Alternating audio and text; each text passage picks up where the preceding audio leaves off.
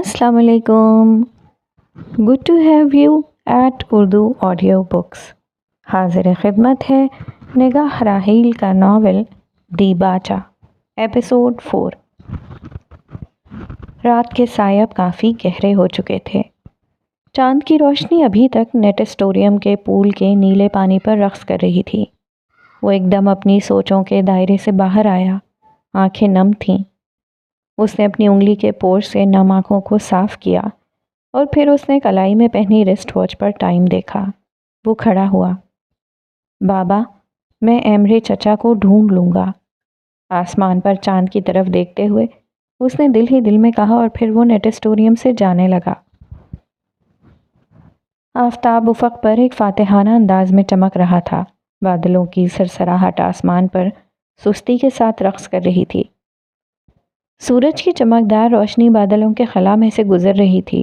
پرندے خوشگوار دھنوں کے ساتھ صبح کے عظیم رنگوں کا استقبال کر رہے تھے. استنبول کی یہ صبح میرائی کے لیے بہت خاص تھی. بہت دنوں بعد وہ اس سے ملنے جا رہی تھی. اس کا چہرہ آج کسی پھول کی طرح بہت کھلا ہوا لگ رہا تھا. وہ اپنے کمرے میں موجود تھی.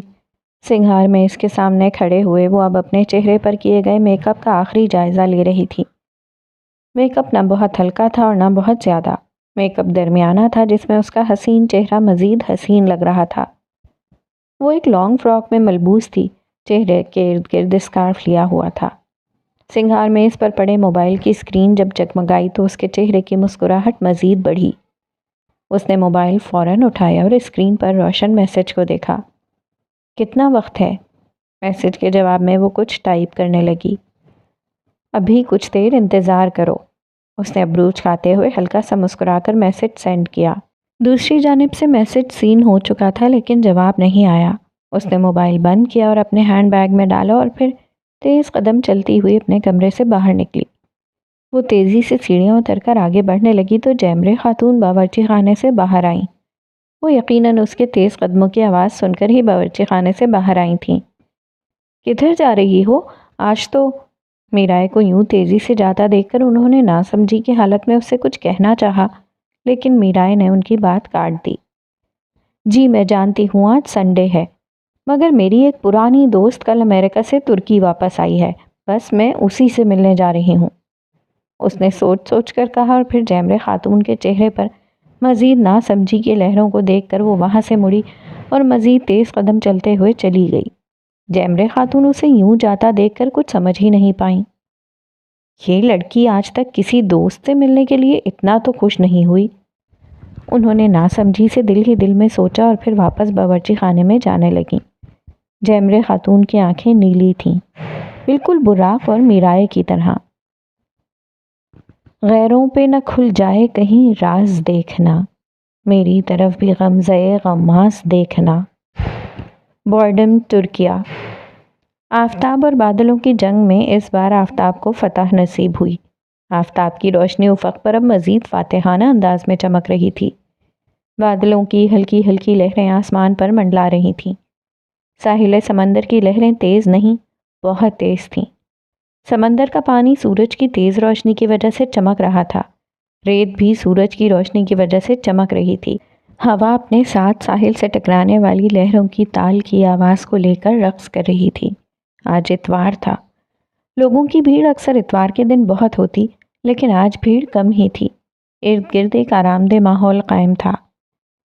وہ ریت پر بیٹھی بار بار اپنے ساتھ بیٹھے شخص کو گھور رہی تھی جو اس کی طرف متوجہ ہی نہ تھا. وہ تو سامنے ساحل سمندر کو دیکھتے ہوئے اس دل فریب منظر سے محظوظ ہو رہا تھا. وہ شخص بار بار اپنے ماتھے پر گرتے سیاہ بال پیچھے کر رہا تھا جو کہ تیز ہوا کی وجہ سے اس کے ماتھے پر گر رہے تھے. ایلدار، ہم کب تک یوں ہی سب سے چھپ چھپ کر ملتے رہیں گے؟ میرائے نے اسے گھورتے ہوئے پوچھا تو ایلدار اب کی بار اس کی طرف متوجہ ہوا. مجھے آنے سے بار بار جھوٹ بولنا پسند نہیں، اس نے مزید کہا. ایلدار نے چند لمحے اسے خالی نظروں سے دیکھا اور پھر تیز آتی پانی کی لہروں کو دیکھنے لگا. کیوں؟ تمہیں میرا ساتھ اب تھکا دینے لگا ہے؟ اس نے پانی کی لہروں کو دیکھتے ہوئے پوچھا. اف ایلدار، تم ہر بات کو اس طرف کیوں لے جاتے ہو؟ میرائے نے جیسے اکتا کر کہا. تم اچھے سے جانتے ہو میں کیا بات کر رہی ہوں. تم آخر کب؟ اس نے مزید کہنا چاہا لیکن اس نے اس کی بات مکمل نہ ہونے دی۔ تمہیں یہ بات کیوں سمجھ نہیں آتی کہ میں ابھی تمہارے گھر والوں سے ہمارے بارے میں بات نہیں کر سکتا؟ اس نے بے بسی کے عالم میں کہا تو میرائے کے ماتھے پر لکیریں ابھریں۔ لیکن کیوں؟ آخر مسئلہ کیا ہے؟ اس نے فوراً جیسے اسے جھڑکا۔ دیکھو میرائے، میں تم سے سچ کہوں گا۔ اس نے ایک وقفہ لیا۔ تمہارے گھر والوں اور مجھ میں بہت فرق ہے۔ تم لوگوں کے رہنے کا اسٹینڈرڈ مجھ سے بہت ہائی ہے۔ اس نے صاف گوئی سے کہا تو میرائے چند لمحے کے لیے خاموش ہو گئی۔ ایلدار، تمہیں کیا لگتا ہے ہم لوگ اس طرح کی سوچ رکھتے ہیں؟ تم شاید ابھی تک مجھے اور میرے گھر والوں کو جان ہی نہیں سکے۔ اس نے اب کی بار مغموم سے لہجے میں کہا۔ یہ سن کر ایلدار ایک دم خاموش ہو گیا۔ وہ اب ساحل سمندر کی تیز لہروں کی جانب پھر سے متوجہ ہو گیا۔ میرائے اسے تیکھی نظروں سے دیکھنے لگی۔ تم ایک بار براق آبے سے بات کر کے تو دیکھو، اس نے اب کی بار کچھ نرمی سے کہا۔ میرائے، میں تمہیں کسی بھی حالت میں کھونا نہیں چاہتا۔ اس نے اب کی بار اس کا ہاتھ تھام کر کہا۔ تم جانتے ہو مجھے پورا یقین ہے کہ براق آبے اس بات پر بہت خوش ہوں گے۔ اس نے ہلکا سا مسکرا کر کہا۔ اگر تم کہو تو میں بات کروں آبے سے؟ اس نے چند لمحے بعد پوچھا۔ ایلدار نے ایک گہری سانس لی اور اس کا ہاتھ چھوڑ دیا۔ نہیں، ایسا مت کرنا، اس نے تھوڑا سنجیدگی سے کہا۔ وہ ایک دم ہی کچھ گھبرا سا گیا تھا۔ تو پھر تم ہی بتاؤ، کب بات کرو گے تم؟ اب کی بار اس کے بار بار سوال کرنے پر ایلدار کے چہرے پر تناؤ کے تاثرات ابھرے۔ واللہ میرائے، تم بس یہ یقین رکھو کہ وہ وقت دور نہیں جب ہم ایک ہوں گے۔ اس نے کہا تو میرائے کے چہرے پر خفگی کے تاثرات صاف ظاہر ہوئے۔ پتہ نہیں کس صدی میں آئے گا وہ دن۔ اس نے خفگی کے عالم میں کہا اور سوچوں کے دائرے میں کھو کر ریت پر انگلی پھیرنے لگی۔ کیا تمہیں مجھ پر اعتبار نہیں؟ اس نے اب کی بار مسکرا کر سوال کیا۔ وہ اس کا جواب جانتا تھا۔ ایلدار، تمہیں ویسے اب یہ بات کرنی نہیں چاہیے تھی۔ تمہیں اب بھی ایسا ہی لگتا ہے کہ مجھے تم پر اعتبار نہیں؟ اس نے آنکھیں چھوٹی کرتے ہوئے فوراً کہا۔ یہ سن کر ایلدار زیر لب مسکرایا۔ میرائے کو اس کی مسکراہٹ اس وقت بالکل اچھی نہیں لگی۔ میرے خیال سے اب مجھے گھر جانا چاہیے، وہ اداس سے لہجے میں یہ کہتے ہوئے کھڑی ہو گئی اور جانے ہی لگی تھی کہ ایلدار نے فوراً اس کی کلائی تھام لی۔ اس کی گرفت کافی مضبوط تھی۔ ہوا کی تیز لہریں اس کے گال چھو کر گئیں۔ اس نے ایلدار سے منہ پھیر رکھا تھا۔ اس کی کلائی تھامنے کے باوجود بھی اس نے ایلدار کی جانب مڑ کر نہ دیکھا۔ کیا تم یہ بھول گئی کہ تم نے مجھ سے اجازت نہیں لی؟ ایلدار نے اس کی جانب دیکھتے ہوئے پوچھا تو میرائے کے چہرے پر ایک مسکراہٹ نمودار ہوئی۔ اچھا، تو کیا ایلدار ازجان مجھے یہاں سے جانے کی اجازت دیتا ہے؟ اس نے زیر لب مسکرا کر پوچھا اور اس کی جانب گردن موڑ کر دیکھا۔ ایلدار کی نظریں اسی پر جمی تھیں۔ جاؤ، ایلدار ازجان تمہیں الوداع کہتا ہے۔ وہ بھی زیر لب مسکرایا۔ اس نے میرائی کی نازک کلائی چھوڑ دی۔ باب نمبر 2، لڑیں گے ہم حق اور سچ کے لیے۔ اب ہوا ایک طوفانی تباہ کن زبردست تباہی لانے والی عفریت ہے، انسان کے تمام کاموں کو تباہ و برباد کر دینے والی، وادیوں سے، گھاٹیوں سے، اور انہیں گھماتے ہوئے بھیج دیتی ہے، ریزہ ریزہ کر کے اچھال دیتی ہے۔ لیکن یہ سب اس کی فطرت نہیں، اس کا مرکز سچائی ہے، دائمی ٹھہراؤ، روشن نیلا آسمان، اور وہ سب جو تم سنتے ہو میٹھی سرگوشیاں ہیں، بہت دور اور غیر اہم۔ ڈاکٹر ہارٹ مین کی نظم۔ تاریخ تھی 20 جنوری 2022۔ استنبول میں سردیوں کے مہینوں میں آسمان ایک منفرد تصویر پیش کرتا۔ افق سیرولین اور آزور کے رنگوں سے رنگا ہوا تھا، جس پر سفید روئی کی مانند بادل پورے وسعت میں سستی کے ساتھ بہہ رہے تھے۔ آفتاب کی کرنیں اگرچہ گرمیوں کی طرح شدید نہیں تھیں، لیکن پھر بھی ان میں ایک ہلکی سی چمک موجود تھی جو نیچے شہر کے تمام مناظر کو روشن کرتی۔ سردیوں میں ٹھنڈی ہوا کے ہر طرف بسیرے کے باوجود سورج کی روشنی ایک آرام دہ گرم جوشی فراہم کرتی۔ معمول کے مطابق آج بھی وہ تینوں ایلدار کے گھر میں موجود تھے۔ وہ گھر تھا تو چھوٹا سا، لیکن پھر بھی بہت دلکش تھا۔ یہ منظر ڈرائنگ روم کا تھا، جو آرام دہ سیاہ صوفوں سے مزین تھا۔ ایک دیوار پر لگی بڑی کھڑکیوں سے قدرتی روشنی کمرے میں داخل ہو کر ہر سو رقص کر رہی تھی۔ براق ایک صوفے پر ٹانگوں کی قینچی بنائے براجمان تھا۔ اس کے برابر میں رکھے دونوں صوفوں پر ایک طرف ایلدار براجمان تھا تو دوسری جانب احمد۔ آج ایمرے چچا کو لاپتہ ہوئے تقریباً 1 ہفتہ گزر گیا۔ براق نے ان تینوں کی جانب ایک نظر دہرا کر کہا، اور پھر اس نے افسردگی سے سر جھٹکا۔ وہ افسردہ تھا کیونکہ وہ اس شخص کو نہیں بچا سکا جس نے اس کے باپ کے گزر جانے کے بعد کافی حد تک اس کے اور اس کے گھر والوں کے رہن سہن، کھانے پینے کا خیال رکھا۔ وہ غصے میں نہیں، شدید غصے میں تھا، کیونکہ ایک فوجی، بہادر فوجی اور انتہائی دانشور ہونے کے باوجود وہ اپنے دشمن سے اپنے چچا کو بچا نہیں سکا۔ براق بے، ہم انہیں ڈھونڈنے کی پوری کوشش کر رہے ہیں، لیکن اہلدار نے براق کی آنکھوں میں اترنے والی نمی کو بھانپ کر کچھ کہنا چاہا، مگر وہ اپنی بات مکمل نہ کر سکا۔ لیکن ہم انہیں نہیں ڈھونڈ سکے، اس نے تڑاق سے کہا، تو وہ خاموش ہو گیا۔ اس نے اور احمد نے شرمندگی اور افسوس سے سر جھکا لیا۔ وہ جب سے ایلدار کے گھر آئے تھے تب سے ان تینوں کے درمیان ہونے والا یہ پہلا مکالمہ تھا، جس کی شروعات بھی براق نہیں کی تھی، کیونکہ باقی دونوں ساتھیوں کے پاس کہنے کے لیے کچھ نہیں تھا۔ وہ دونوں اسے تسلیاں ہی دے سکتے تھے جس کی اسے ضرورت نہیں تھی، کیونکہ براق یامان تسلیوں پر نہیں، حقیقت پر یقین رکھتا تھا۔ افق پر چھائے گہرے بادلوں نے آفتاب کی کرنوں کا راستہ روک رکھا تھا۔ ایسا موسم نینا احسن کو سب سے زیادہ مقبول تھا۔ یہ منظر نینا کے بیڈ روم کا تھا۔ وہ اپنے کمرے میں موجود میز کے ساتھ رکھی کرسی پر بیٹھی تھی۔ سامنے رکھی میز پر ایک نوٹ بک کے صفحات پھیلائے وہ اس پر کچھ تحریر کرنے میں مصروف تھی۔ سیاہ بال ایک ڈھیلی سی پونی میں بندھے تھے، جس کی وجہ سے بالوں کی ہلکی سی لہریں اس کے گالوں کا دھیرے سے آ کر لمس لیتیں، جسے وہ کئی بار جھٹکتی۔ وہ نوٹ بک پر قلم کے ساتھ جو بھی تحریر کر رہی تھی وہ اس کے چہرے پر خوشی لا رہا تھا۔ آج اس کی آنکھوں میں بھی ایک خاص چمک تھی۔ میکائل ملک سے سوالات۔ وہ نوٹ بک پر جو بھی تحریر کر رہی تھی اس کا عنوان یہ تھا: آج میکائل ملک کا انٹرویو تھا نینا احسن کے شو 6 سوالات ود نینا احسن میں۔ وہ اس انٹرویو کا کافی عرصے سے انتظار کر رہی تھی۔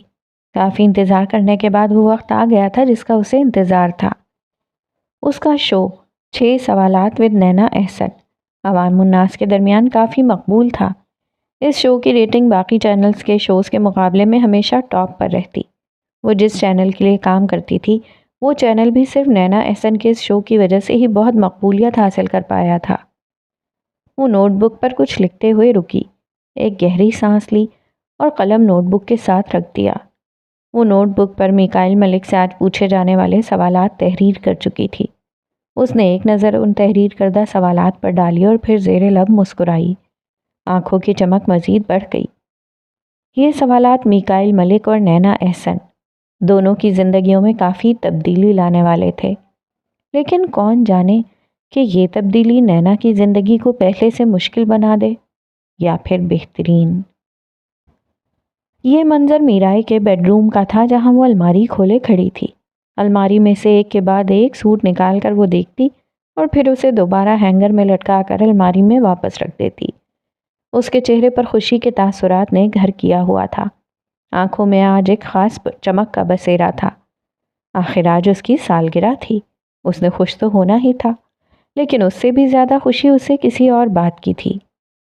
کیا میں جو بھی کر رہی ہوں وہ ٹھیک ہے؟ الماری میں سے آج کے دن کے لیے کپڑے ڈھونڈتے ہوئے اس کے دل و دماغ میں سوال ابھرا۔ اس کے ہاتھ میں ایک ہینگر تھا جس پر ایک سوٹ لٹکا ہوا تھا۔ اس نے اس سوٹ کو ایک نظر دیکھا اور پھر اسے بیڈ پر ایک طرف رکھا اور خود بھی بیڈ پر بیٹھ گئی۔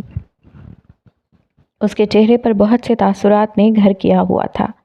کئی سوالات اور سوچیں اس کے ذہن میں بار بار امڑ رہی تھیں۔ ایسے چھپ چھپ کر ملنا ٹھیک تو نہیں ہے، لیکن اس نے سوچوں میں ڈوبے ڈوبے سے انداز میں زیر لب خود کلامی کی اور پھر کچھ سوچنے لگی، جیسے خود کو ایک غلطی یا پھر گناہ کرنے پر وضاحتیں دینا چاہ رہی ہو۔ لیکن جب آپ کو معلوم ہو کہ آپ کی شادی اسی شخص سے ہونی ہے تو پھر آپ اس سے مل سکتے ہو۔ اس نے خود کو تسلی دینے والے انداز میں زیر لب کہا اور پھر بیڈ سے اٹھی اور اس پر پڑا ہوا ہینگر بھی اٹھایا جس میں وہ سوٹ لٹک رہا تھا۔ اس سوٹ کو ایک نظر دوبارہ دیکھنے کے بعد اس نے فیصلہ کر لیا کہ وہ آج یہی سوٹ پہنے گی۔ وہ اب اس سوٹ کو استری کرنے کے لیے جانے لگی۔ بظاہر اس نے اپنی سوچوں سے چھٹکارا پا لیا، لیکن دل ہی دل میں کہیں گلٹ موجود تھا۔ وہ جانتی تھی کہ وہ غلط کر رہی ہے، لیکن کبھی کبھی انسان اس دنیا سے اتنی محبت کرنے لگتا ہے کہ وہ غلط کو غلط اور صحیح کو صحیح نہیں کہہ پاتا۔ اسلام آباد، پاکستان۔ دوپہر کے رنگوں نے آسمان کو اپنی لپیٹ میں لے رکھا تھا۔ دھوپ کی شدت کافی کم تھی۔ افق پر بہتے بادل اور تیز چلتی ٹھنڈی ہوا، لہراتے ہوئے درخت اسلام آباد میں ایک پرسکون ماحول فراہم کیے ہوئے تھے۔ ابھی شو کا آغاز ہونے میں کچھ منٹ باقی تھے۔ یہ منظر نیوز نیٹ ورک کے اسٹوڈیو کا تھا جہاں وہ مرکز میں اپنی نشست پر بیٹھی تھی۔ وہ آج ایک سرمئی رنگ کے عبائے اور اسکارف میں ملبوس تھی جس میں ہمیشہ کی طرح وہ پرکشش، حسین، باوقار اور پر اعتماد لگتی۔ اس کے سامنے ایک میز رکھی تھی جس کے ساتھ وہ شخص اپنی نشست پر بیٹھا تھا جس کا انٹرویو آج اس نے لینا تھا۔ پیشہ ور افراد کی ٹیم کے لوگوں میں سے ایک کے بعد ایک شخص آ کر اس سے ملتا اور وہ اسے فائنل تیاریوں کے بارے میں بتاتے، اور پھر کیمرہ نیوز نیٹ ورک کے ہلچل سے بھرے اسٹوڈیو میں اپنی نگاہیں ہر جانب پھیلانے لگے۔ ناظرین پردے کے پیچھے بیٹھے پیچیدہ آرکیسٹریشن کی ایک جھلک دیکھ رہے تھے۔ 6 سوالات ود نینا احسن۔ شو کا آغاز ہو چکا تھا۔ پردے کے پیچھے پروڈیوسر مانیٹر پر اپنی نظریں جمائے ہوئے تھے۔ تمام ورکرز براڈ کاسٹ کے ہر پہلو کو احتیاط سے مربوط کر رہے تھے۔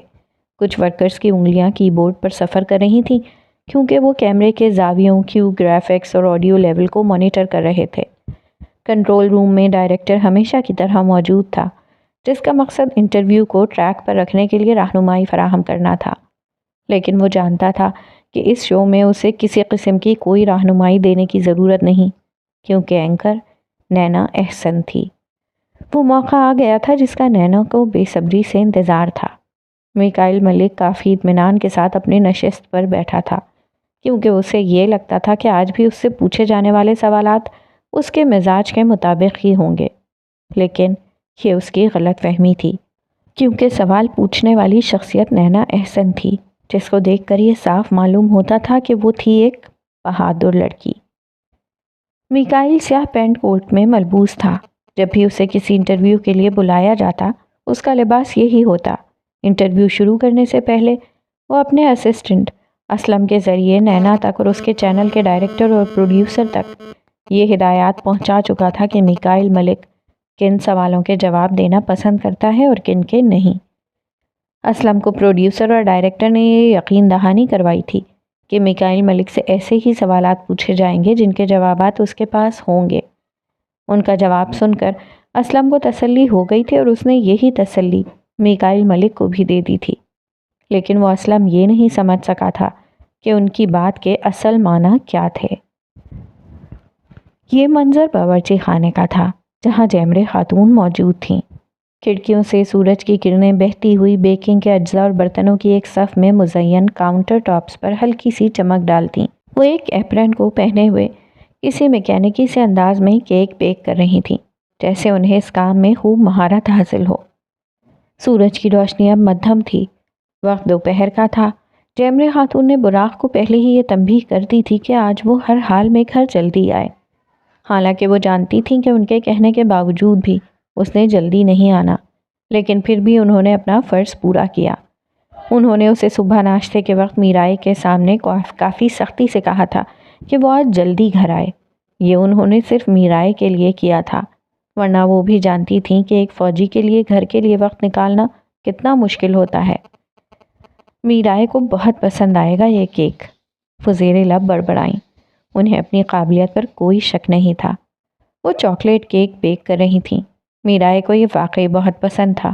ان کے گھر میں جب بھی کسی کی سالگرہ ہوتی، ہمیشہ جیمرے خاتون ہی کیک بناتی۔ ان کو کھانا پکانے میں بہت عبور حاصل تھا۔ ان کے رشتہ داروں اور دوستوں کے مطابق جیمرے خاتون سے اچھا کھانا آج تک کوئی نہیں پکا سکا۔ دوسروں سے اپنی اس صلاحیت کا اعتراف سن کر اور خود بھی اپنی صلاحیت کا اعتراف کر کے ان کے دل میں اس بات پر کافی غرور بس چکا تھا کہ ان سے اچھا کھانا کوئی نہیں بنا سکتا۔ السلام علیکم ناظرین، تو آپ دیکھ رہے ہیں پروگرام 6 سوالات ود نینا احسن۔ نینا نے اپنے شو کا آغاز کرتے ہوئے پرجوش انداز میں کیمرے کی نگاہوں کی طرف دیکھتے ہوئے کہا، اور آج کے ہمارے مہمان ہیں پاکستان کے معروف سیاستدان میکائل ملک۔ اس نے کہا تو تمام کیمراز کی نگاہیں میکائل ملک کی جانب بڑھیں۔ وہ ایک ہلکی سی مسکراہٹ لیے چہرے پر اپنا روب و دبدبہ قائم کیے اس کی بات سنتا رہا۔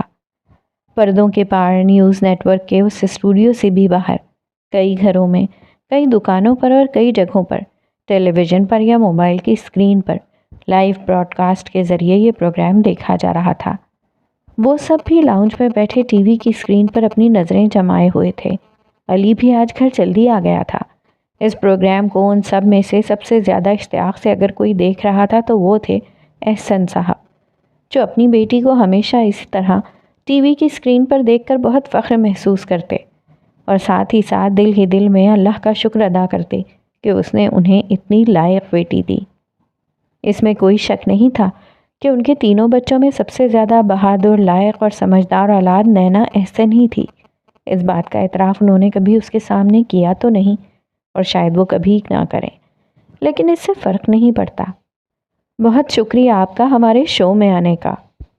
میکائل کی طرف متوجہ ہو کر نینا نے ایک معمولی سی مسکراہٹ کے ساتھ ایک میکینکی سے انداز میں کہا۔ اس نے جواباً مسکرا کر تشکر والے انداز میں اسبات میں سر ہلا دیا۔ جیسا کہ آپ جانتے ہیں ملک صاحب کہ میں آپ سے آج 6 سوالات پوچھوں گی۔ اس نے ایک وقفہ لیا۔ امید کرتی ہوں کہ آپ ان کے جوابات بالکل ٹھیک دیں گے۔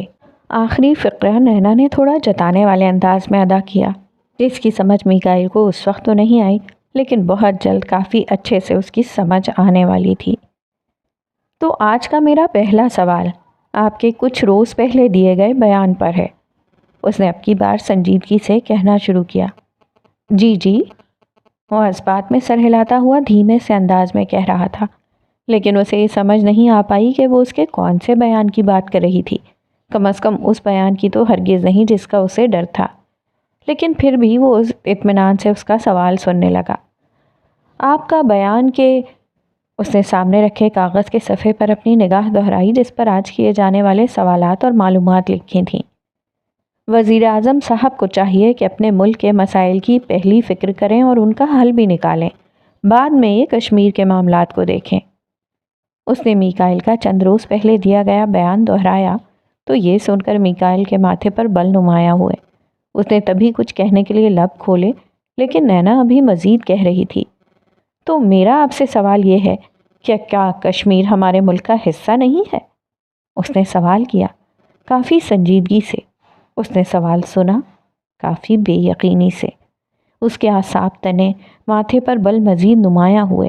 وہ جیسے ایک دم کافی گھٹن کا شکار ہو گیا تھا۔ اسے سمجھ نہیں آ رہا تھا کہ وہ اس کے جواب میں کیا کہے۔ ملک صاحب، سب آپ کے جواب کا انتظار کر رہے ہیں، نینا نے کہا تو اس کی آنکھوں میں ایک خاص چمک تھی۔ یہ چمک ہمیشہ اس کی آنکھوں میں تب امڑتی جب وہ سمجھ جاتی کہ سامنے والا اس کے سوال سے گھبرا گیا ہے۔ میکائل اپنی نشست پر تھوڑا آگے کو ہوا اور سمٹتے ہوئے اس نے خود کو بظاہر مضبوط دکھانے کی کوشش کی۔ نینا صاحبہ، آپ یہ دیکھیے کہ ہمارے ملک میں کتنے مسائل ہیں۔ غریب کے پاس کھانے کو روٹی نہیں ہے، رہنے کے لیے چھت نہیں ہے، پاؤں میں پہننے کو چپل تک نہیں ہے، اور ہم ان مسائل کو دیکھنے کے بجائے کشمیر کے مسائل پر بات کریں۔ وہ رٹے رٹائے جملے کہہ رہا تھا تو نینا کے چہرے پر ایک گہری معنی خیز مسکراہٹ ابھری جس نے میکائل کو چند لمحوں کے لیے کنفیوز کر دیا تھا۔ یہ کہاں کی عقل مندی ہے؟ اس نے اپنی بات مکمل کر کے ایک گہرا سانس لیا۔ اسے لگا جیسے بات یہاں ختم ہو جائے گی، لیکن یہ اس کی غلط فہمی تھی۔ یہ میرے سوال کا جواب نہیں ہے، نینا نے نفی میں سر ہلاتے ہوئے کہا تو یہ سن کر میکائل نے اپنے ایک ہاتھ کی مٹھی بھینچ لی۔ خیر، میں آپ کو یہ بتاتی چلوں کہ ہمارے دشمن تو یہی چاہتے ہیں کہ ہم کشمیر کو اپنے وطن کا حصہ نہ سمجھیں، اور افسوس کے ساتھ جب ہمارے سیاستدان ہی کشمیر کو پاکستان کا حصہ تسلیم نہیں کریں گے تو پھر کیسے ہم اپنے مسائل کا حل نکالیں گے؟ کشمیر کا مسئلہ ہمارا بھی مسئلہ ہے۔ وہ سنجیدگی سے اپنی بات کہہ رہی تھی تو میکائل لب بھینچتے ہوئے اسے گھورے جا رہا تھا۔ کشمیر پاکستان کا حصہ ہے تو صحیح، لیکن میکائل نے مزید کہنے کے لیے الفاظ ڈھونڈنا چاہے لیکن اسے کوئی الفاظ مل نہ سکے۔ آج اسے اپنا آپ کافی عجیب سا محسوس ہو رہا تھا، یوں اتنے سارے کیمراز کی نگاہیں اس پر جمی تھیں اور وہ تھا کہ اپنے دفاع میں ٹھیک سے کچھ کہہ نہیں پا رہا تھا۔ چلیں، اگر آپ اس سوال کا جواب نہیں دے سکتے تو ہم اگلے سوال کی جانب موو کرتے ہیں۔ اس نے میکائل سے جواب نہ پا کر کہا تو اس کے تنے ہوئے اعصاب ڈھیلے پڑے، ماتھے کے نمایاں بل ذرا سے غائب ہوئے۔ کچھ لمحوں کے لیے دل کو سکون ملا، لیکن وہ یہ نہیں جانتا تھا کہ اس کا سکون بہت جلد ہی بے سکونی میں بدلنے والا تھا۔ ملک صاحب، آپ کے اس بیان پر کئی لوگوں نے یہ بھی سوال اٹھایا ہے کہ یہ بیان آپ نے کسی کے کہنے پر دیا ہے، کیا یہ سچ ہے؟ اگلے سوال نے اسے بالکل ہی ہکا پکا کر دیا۔ وہ اس سوال کی تو بالکل ہی توقع نہیں کر رہا تھا۔ اس کے بیان سے متعلق یہ نیوز کافی وائرل ہوئی تھی، لیکن کسی بھی صحافی نے اس بارے میں اس سے سوال نہیں کیا تھا، یوں کہ میکائل نے اپنے ورکرز کے ذریعے، جن میں اسلم کا نام سب سے نمایاں تھا، ان سب کی زبان چند پیسوں کے ذریعے بند کروا دی تھی۔ آپ کیا کہنا چاہتی ہیں؟ اس کی آواز اس بار قدرے بلند تھی۔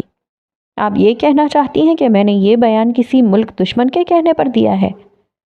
میکائل کہہ رہا تھا تو اس کے انداز میں کافی کچھ تھا، بے سکونی، بے چینی، گھبراہٹ، خوف، طیش اور بھی بہت کچھ، لیکن اس کی نسبت نینا کافی پرسکون تھی۔ میں نے تو آپ سے پوچھا ہے، اس نے کندھے اچکا کر کافی پر اعتماد انداز میں کہا۔ اس کے اس جملے نے میکائل کو مزید حواس باختہ کر دیا۔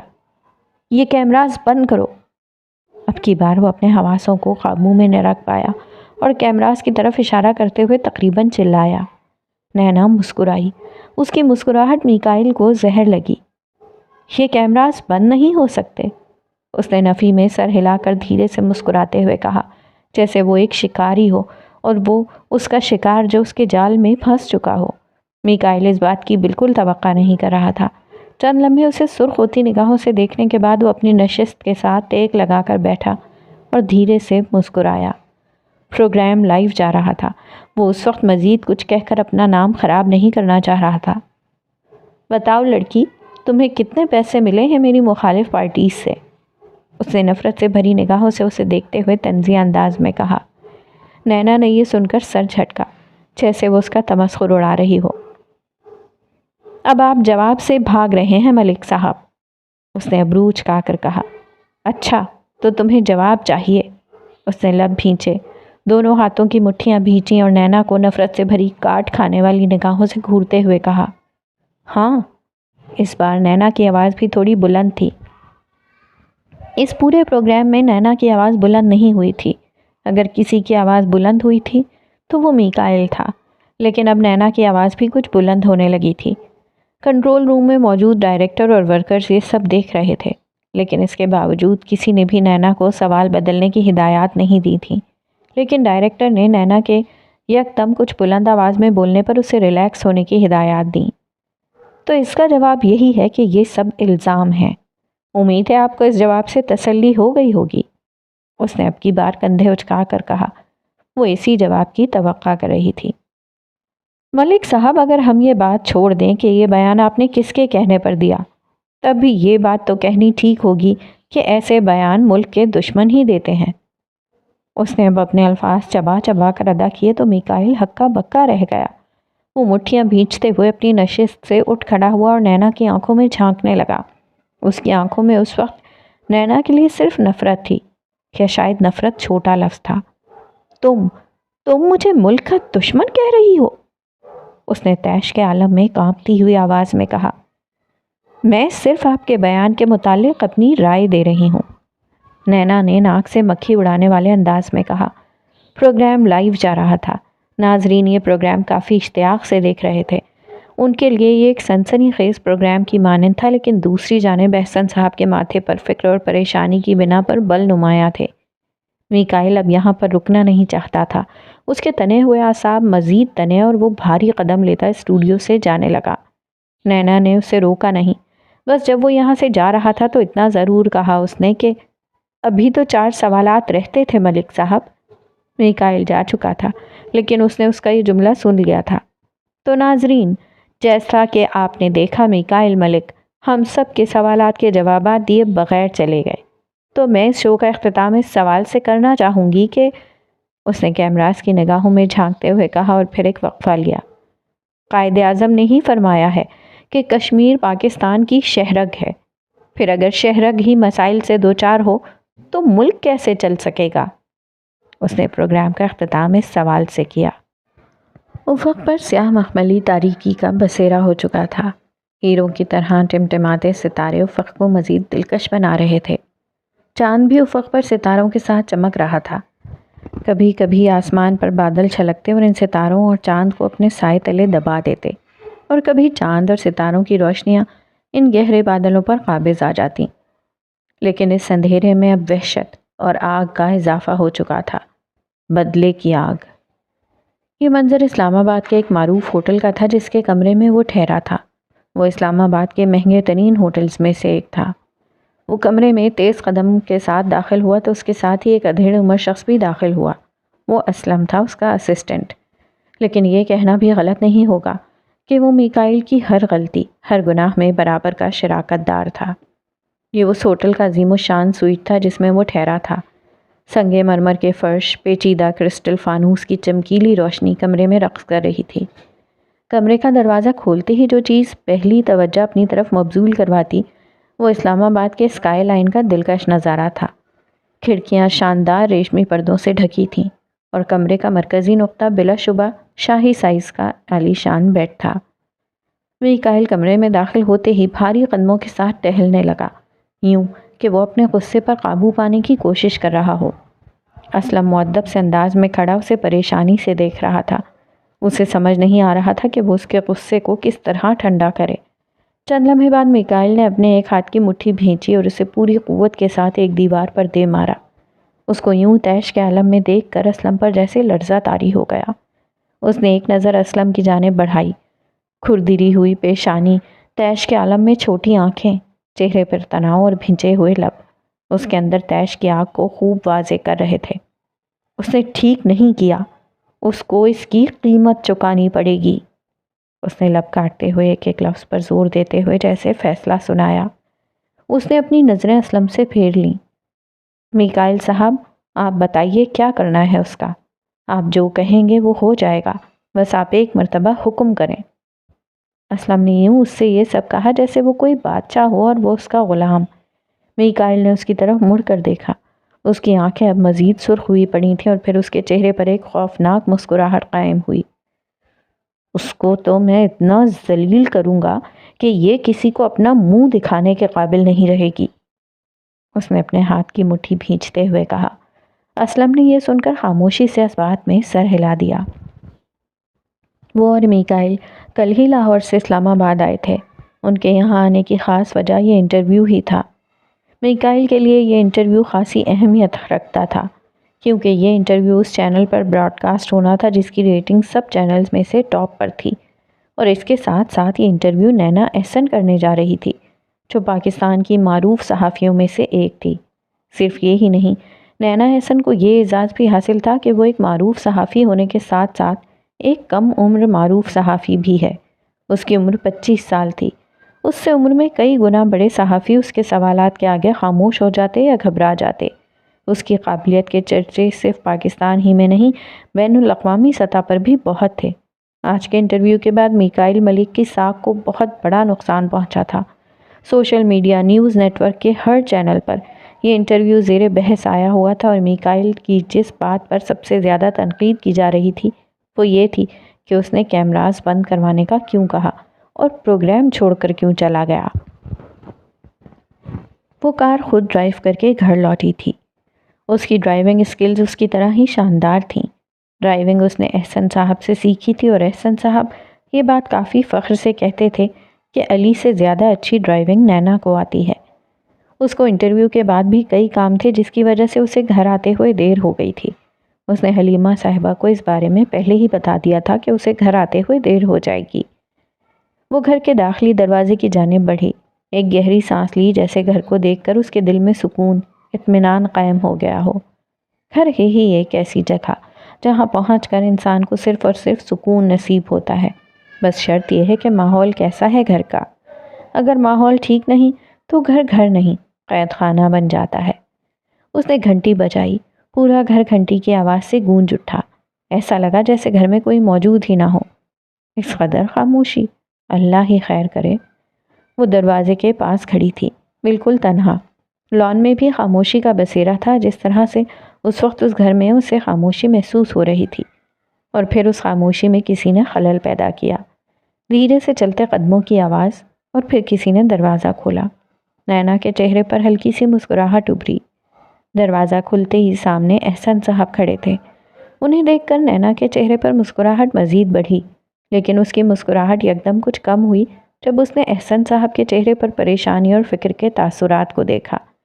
السلام علیکم بابا۔ وہ انہیں سلام کرتے ہوئے گھر میں داخل ہوئی۔ والسلام۔ ان کا لہجہ اسے کافی مختلف لگا۔ وہ گھر میں داخل ہوئی تو انہوں نے دروازہ فوراً بند کیا اور ایک گہری سانس لی، یوں کہ انہوں نے اس کے گھر آ جانے پر خدا کا شکر کیا ہو۔ بابا کو کیا ہوا ہے؟ اس نے دل ہی دل میں سوچا، لیکن اس کا جواب وہ پھر بھی جانتی ہی تھی۔ یہ منظر ایلدار کے گھر کا تھا۔ وہ تینوں اس سے پہلے آرمی کی بیس پر موجود تھے، جہاں سے وہ تینوں اب ایلدار کے گھر آ گئے تھے۔ وہ راک ان دونوں سے کچھ بات کرنا چاہتا تھا، اہم بات۔ وہ تینوں ڈرائنگ روم میں موجود تھے۔ صوفے پر براجمان وہ اب آپس میں گفتگو کرنے میں مصروف تھے۔ ڈرائنگ روم کی کھڑکیوں کے پردے گرے ہوئے تھے، پھر بھی کچھ ہی دیر میں ڈھلنے والے سورج کی روشنی ان پردوں میں سے ہلکی سی گزر کر کمرے کی مصنوعی روشنیوں کے ساتھ پھیل رہی تھی۔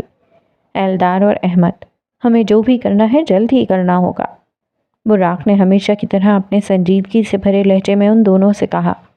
ان دونوں نے یہ سن کر جواباً اس بات میں سر ہلایا اور اسے مزید سننے کے منتظر رہے۔ میں جانتا ہوں ایمرے چچا کو مراد نے ہی اغوا کیا ہے۔ اور اس کا اگلا جملہ ان دونوں کے لیے ناقابل یقین تھا۔ ان دونوں کے چہروں پر یہ سن کر پہلے بے یقینی کی لہریں ابھریں، پھر حیرانی کی اور پھر ناسمجھی کی۔ آپ کو کیسے معلوم؟ احمد نے ناسمجھی کے عالم میں پوچھا۔ یہ سن کر براق کے چہرے پر ایک گہری مسکراہٹ قائم ہوئی۔ سب سے پہلی بات، مراد کے لگائے گئے ٹائم بم کو ہم نے ہی ڈیفیوز کیا۔ براق نے انہیں اب وہ باتیں گنوانا شروع کی جس کی بنا پر وہ اس نتیجے تک پہنچا تھا کہ مراد نے ہی ایمرے چچا کو اغوا کیا ہے۔ دوسری بات یہ کہ اس نے ایک وقفہ لیا۔ وہ جان گیا ہوگا کہ ایمرے چچا مجھ سے ملنا چاہتے تھے۔ اس کے یہ الفاظ ان دونوں کو مزید حیران کر دینے کے لیے کافی تھے۔ کیا مطلب؟ کچھ لمحوں کی خاموشی کے بعد ایلدار نے ناسمجھی سے پوچھا۔ احمد نے بھی براق کو سوالیہ نگاہوں سے دیکھا۔ مطلب یہ کہ جس دن ایمرے چچا مجھ سے ملنا چاہتے تھے اسی دن انہیں اغوا کیا گیا، اس نے صاف گوئی سے کہا۔ تو اس کا مراد سے کیا تعلق؟ اس نے فوراً سوال کیا۔ اس سے پہلے احمد نے بھی کچھ کہنے کے لیے لب کھولے، مگر ایلدار کے فوراً سوال کرنے پر وہ خاموش ہو گیا، یوں کہ وہ بھی یہی سوال پوچھنا چاہ رہا تھا۔ ایلدار، وہ مجھے مراد کے بارے میں کچھ اہم معلومات دینا چاہتے تھے، اس نے ابروج کھا کر جواب دیا۔ وہ دونوں ہکا بکا رہ گئے۔ چند لمحے وہاں خاموشی قائم رہی۔ آپ نے ہمیں اس ملاقات کے بارے میں کیوں نہیں بتایا؟ اب کی بار جب احمد نے سوال کیا تو اس کے لہجے میں بہت کچھ تھا، شکوہ، بے یقینی اور ناسمجھی۔ کیا اب میں تم لوگوں کو اپنے آنے جانے کی خبر دیا کروں؟ براق نے جواباً اسے جھڑکا۔ احمد ایک دم خاموش ہو گیا اور شرمندگی سے سر جھکا لیا۔ کیا معلوم یہ شرمندگی تھی یا براق کی یوں جھڑکنے پر ملاقات کے بارے میں نہ بتانے کی بنا پر پیدا ہونے والے غصے کو چھپانے کی ایک کوشش؟ مراد کو کس نے بتایا ہوگا اس بارے میں؟ اس نے اب کی بار کچھ سوچتے ہوئے اس سے سوال کیا۔ ایلدار نے اس کا یہ سوال سن کر براق کی جانب سوالیہ نگاہوں سے دیکھا۔ اس ملاقات کا علم صرف مجھے اور ایمرے چچا کو تھا۔ ہو سکتا ہے اس تک یہ خبر کسی نے پہنچائی ہو۔ اس نے شانے اچکا کر صاف گوئی سے اپنا ہر لفظ چبا چبا کر کہا۔ آخر کون ہو سکتا ہے وہ؟ سوال ایلدار سب کی طرف سے پوچھا گیا۔ معلوم نہیں، مگر یہ ممکن ہے کہ ہمارے درمیان کوئی غدار موجود ہو، براق نے کہا تو اب کی بار اس کی آنکھوں میں ایک خاص چمک تھی۔ یہ سن کر احمد کے جسم میں جیسے ایک کرنٹ سا دوڑا اور اس کے اعصاب تنے۔ ایک نظر اس نے براق کو دیکھا اور پھر ایلدار کو۔ اس کے چہرے پر بہت کچھ تھا، خوف، گھبراہٹ کی لہریں، پریشانی اور بے یقینی۔ کیا تم کچھ کہنا چاہتے ہو احمد؟ براق نے اس کی یوں حواس باختہ سی حالت دیکھ کر آنکھیں چھوٹی کرتے ہوئے پوچھا۔ نہیں براق بے، اس نے بمشکل گلے سے آواز نکالتے ہوئے کہا۔ براق نے اس بات میں سر ہلا دیا۔ یہ منظر ڈرائنگ روم کا تھا۔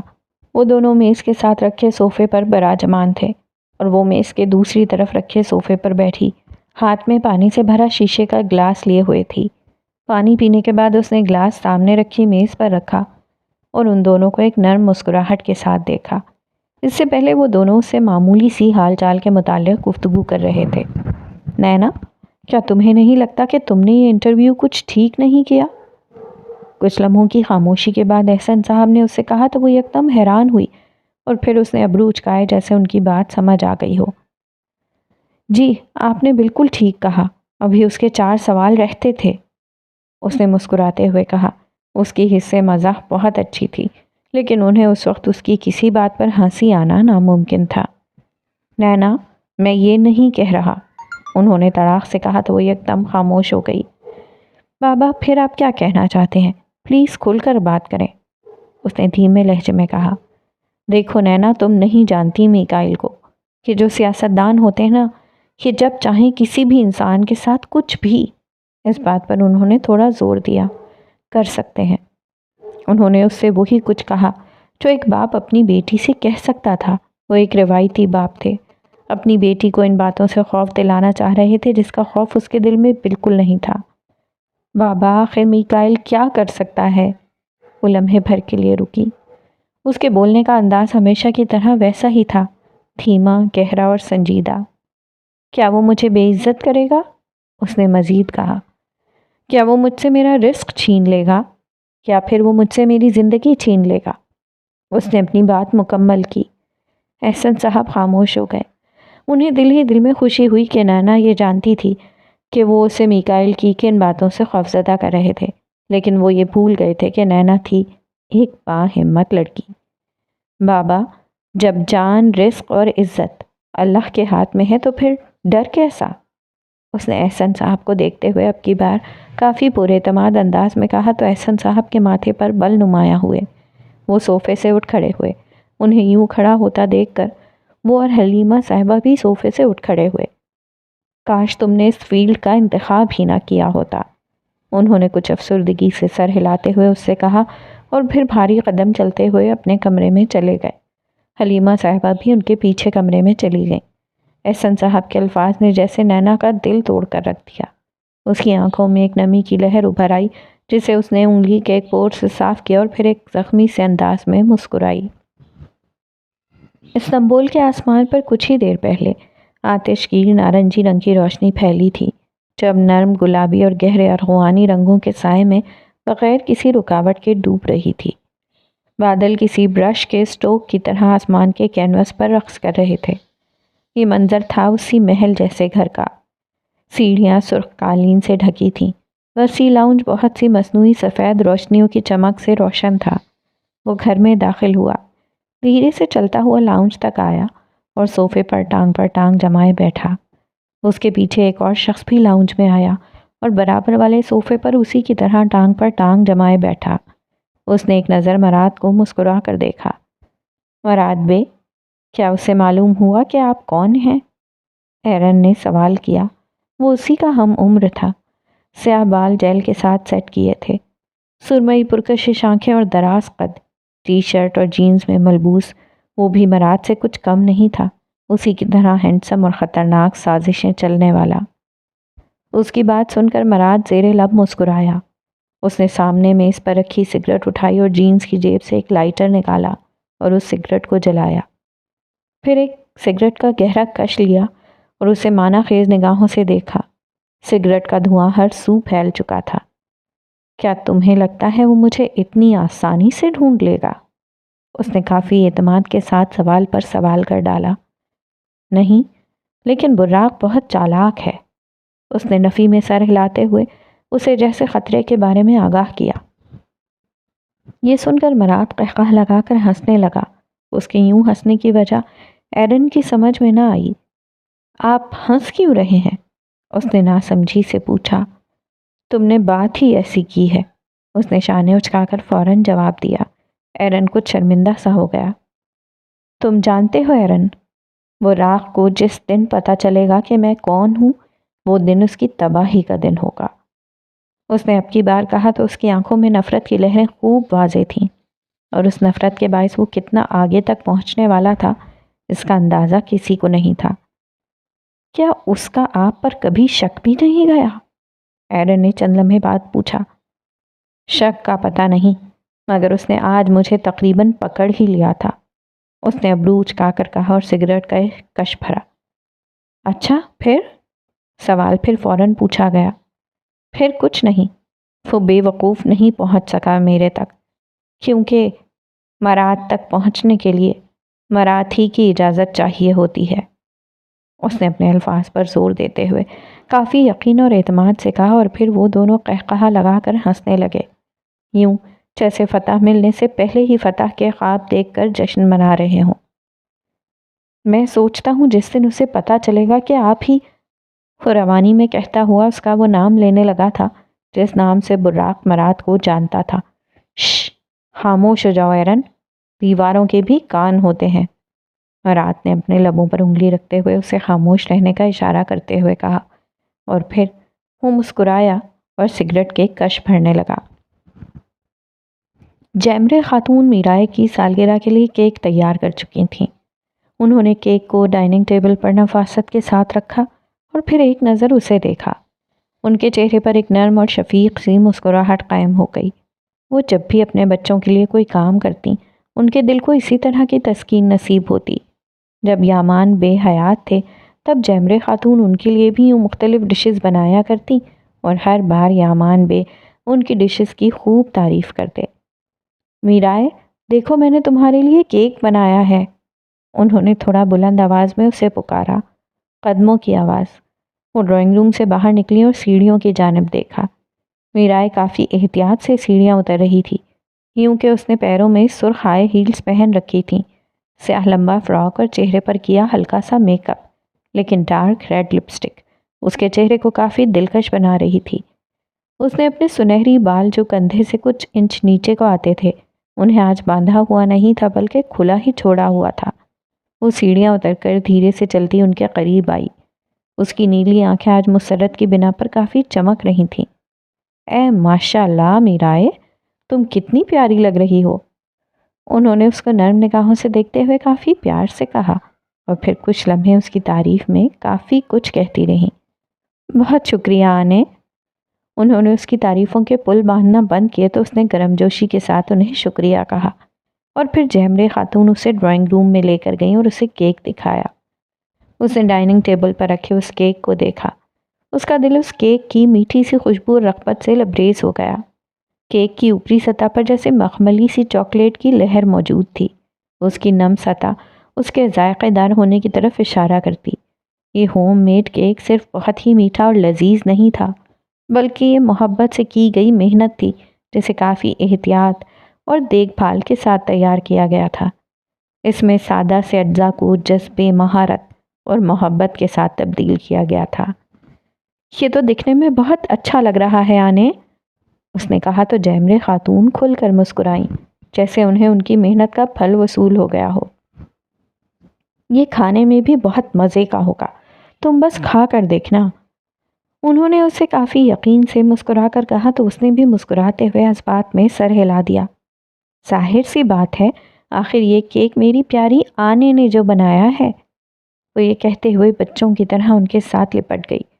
انہوں نے اس کے کندھوں کو شفقت کے ساتھ تھپ تھپایا۔ وہ دونوں کچھ دیر آپس میں ادھر ادھر کی باتیں کرتی رہیں، اور پھر میرائے کو اپنے موبائل کے بجنے کی آواز آئی۔ موبائل اس کے بیڈ روم میں پڑا تھا۔ کال کے رنگ ہونے کی ہلکی سی آواز ڈرائنگ روم تک آ رہی تھی۔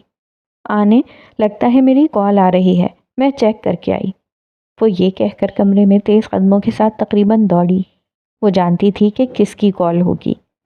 کمرے میں پہنچ کر وہ فوراً بیڈ کی سائڈ ٹیبل کی جانب بڑھی جہاں اس کا موبائل پڑا تھا۔ موبائل ہاتھ میں لیتے ہی اس نے اس کی روشن اسکرین پر نظر ڈالی جس پر وہ نمبر جگمگا رہا تھا۔ اس کا چہرہ مزید کھل اٹھا، آنکھیں بھی مزید روشن ہو گئیں۔ وہ تقریباً آدھے گھنٹے بعد ڈرائنگ روم میں واپس آئی جہاں جیمرے خاتون اس کا انتظار کر رہی تھیں۔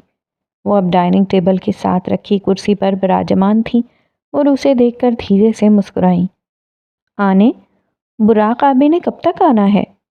ان کے ساتھ والی کرسی پر بیٹھتے ہی اس نے پوچھا۔ میں نے اسے کال کی تھی، وہ کہہ رہا تھا بس تھوڑی دیر میں آ جائے گا۔ انہوں نے سوچ سوچ کر جواب دیا۔ ٹھیک ہے، کوئی بات نہیں، اس نے کہا تو اس کے لہجے میں سے ناگواری صاف جھلک رہی تھی۔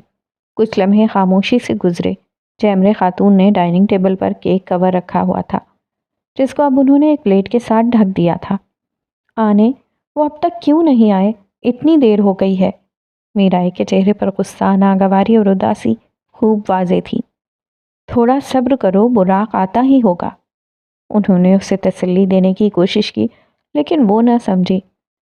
اگر انہوں نے اتنی ہی دیر کرنی تھی تو آپ نے مجھے اتنی جلدی تیار ہونے کو کیوں کہا؟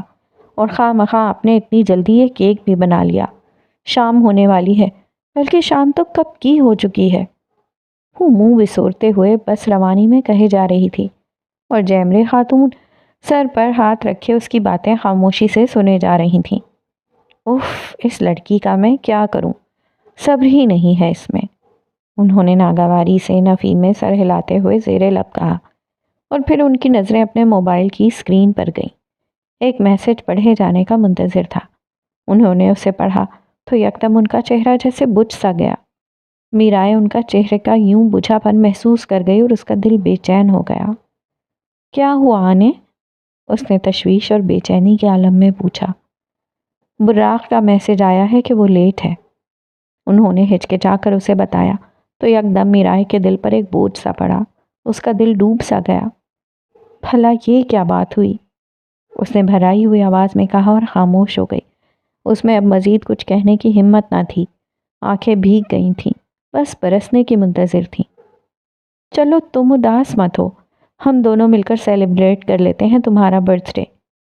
انہوں نے اس کے کندھے پر نرمی سے ہاتھ رکھتے ہوئے کہا تو وہ کرسی کھینچ کر اٹھ کھڑی ہوئی۔ نہیں، مجھے اب کوئی سیلیبریشن نہیں کرنی۔ آپ یہ کیک اٹھا کر، وہ بلند آواز میں کہہ رہی تھی تو اسے یکدم کچھ کھٹکا۔ جیمرے خاتون مسکرا رہی تھیں، لیکن کیوں، یہ وہ سمجھ نہ پائی۔ آپ کو ہنسی آ رہی ہے؟ اس نے آنکھیں چھوٹی کرتے ہوئے چہرے پر تناؤ قائم کیے ہوئے طنزیہ کہا تو اب کی بار وہ کھل کر ہنسنے لگی۔ اس کی تشویش مزید بڑھ گئی اور چہرہ غصے سے سرخ ہونے لگا، یوں کہ اس کی آنکھیں بس برسنے ہی لگی تھیں۔ کبھی کبھی میں سوچتا ہوں کہ میرائے، تم ابھی تک ایک چھوٹی بچی ہی ہو۔ اسے یہ آواز پیچھے سے آئی۔ اس نے مڑ کر دیکھا تو کچھ ہی فاصلے پر اس کے سامنے براق کھڑا تھا جو اسے دیکھ کر مسکرا رہا تھا۔ آپ، اس نے حیرانی اور ناسمجھی سے بھری ہوئی آواز میں پوچھا۔ کیسا لگا سرپرائز؟ اس نے زیر لب مسکرا کر سوال پر سوال کر ڈالا۔ میرائے کا چہرہ ایک دم کھل اٹھا اور پھر اس کی آنکھیں برسنے لگیں۔ اس نے زیر لب مسکراتے ہوئے ہاتھوں کی پشت سے اپنی آنکھیں اور گال رگڑے اور پھر مزید مسکرانے لگی۔ اس کا دل ہلکا ہو گیا تھا۔ اسے ناراض براق نے کیا تھا اور اس کی ناراضگی کو ختم بھی براق نے ہی کیا۔ آخر وہ براق یامان تھا جو ٹوٹے دلوں کو جوڑنے کا فن جانتا تھا۔